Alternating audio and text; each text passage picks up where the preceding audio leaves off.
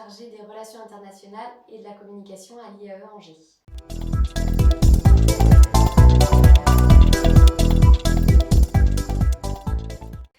Alors j'ai choisi l'international assez tôt puisqu'en fait j'en ai fait mes études. Donc j'ai été très attirée par les langues étrangères à la base. Et puis au-delà de ça, tout ce qui va être rencontre entre des cultures me passionnait réellement.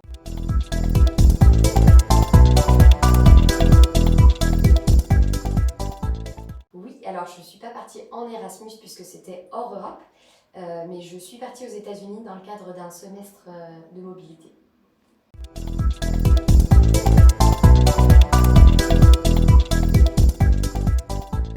Alors si j'étais étudiante à l'IAE Angers aujourd'hui, je partirais je pense en Pologne pour avoir le double diplôme.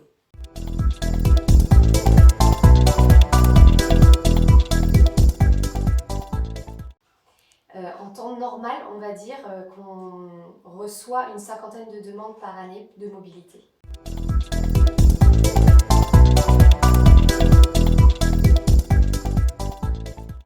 Donc aujourd'hui, plusieurs destinations sont possibles et proposées aux étudiants de l'IAE Angers.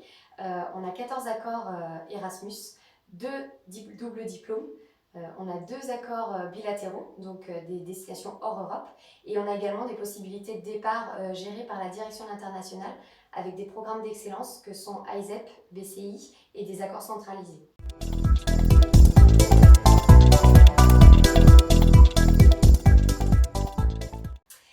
Donc le premier conseil, ce serait de bien se renseigner sur l'université ou sur les universités partenaires, de trouver la bonne université d'accueil, celle qui est adaptée à son parcours et à ses études.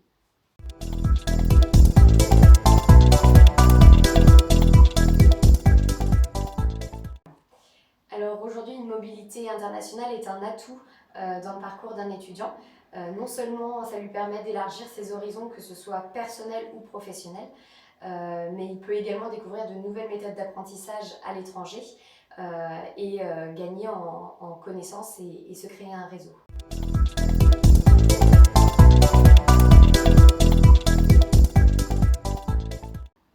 Alors les dossiers sont à préparer à différentes périodes de l'année. Pour les accords Erasmus, bilatéraux et double diplôme, il va y avoir 2 périodes. D'abord en janvier, une grosse période en janvier pour l'année d'après, et on a également une session de rattrapage entre guillemets en septembre pour le S2 de l'année même. Pour tout ce qui est AISEP et BCI, ce sera à d'autres moments, et via une procédure différente. Pour AISEP, ce sera en octobre et pour BCI en janvier également.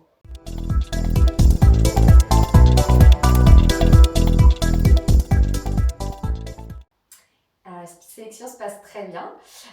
Les étudiants n'ont qu'à prendre leurs informations sur un espace dédié et à candidater directement sur un formulaire en ligne.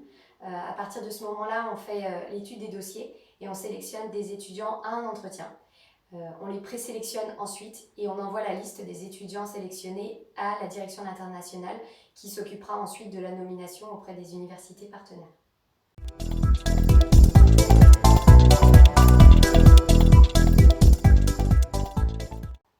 Alors, il y a plusieurs frais à prévoir sur place, que ce soit la nourriture, le logement ou les extras, ou les loisirs. Maintenant, tout va dépendre du pays d'accueil et je vous invite à bien vous renseigner sur le coût de la vie dans ces pays-là.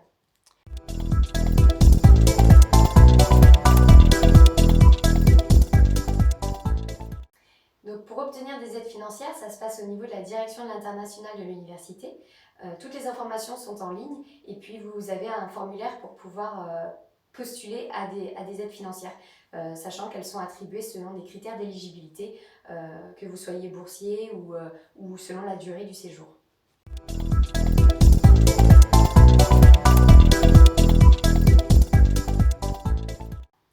Les questions qui reviennent le plus souvent chez les étudiants, c'est surtout de trouver le bon programme d'études, celui qui va être adapté à leur parcours.